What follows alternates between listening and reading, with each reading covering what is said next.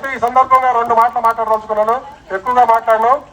కొంతమంది ప్రత్యర్థులు నేను గెలిస్తే ఈ ఊళ్ళో ఉండడు ఎక్కడికో వెళ్ళిపోతానని చెప్పి ప్రచారం చేస్తున్నారట.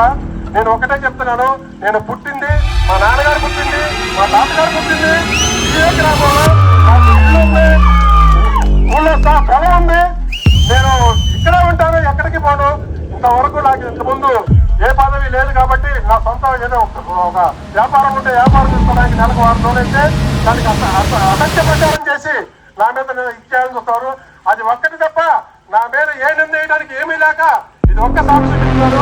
అయితే అదే ప్రత్యర్థులు మాకు ఛాలెంజ్ విసురుతున్నాను. నేను 250 ఇల్లు కట్టిస్తానన్నా, 250 ఇల్లు కట్టిస్తానని 100 రూపాయల బాధపడి ఇప్పుడు నేను పదవి తప్పుకుంటాను. వాళ్ళకి ఏకగ్రీవంగా ఛాలెంజ్ చేస్తున్నాను. 250 ఇల్లు కట్టిస్తానని నేను ఇప్పుడే తప్పుకుంటాను. వాళ్ళకి ఏకగ్రీవంగా ఇస్తాను. మనకి కావాల్సింది మన ఊరు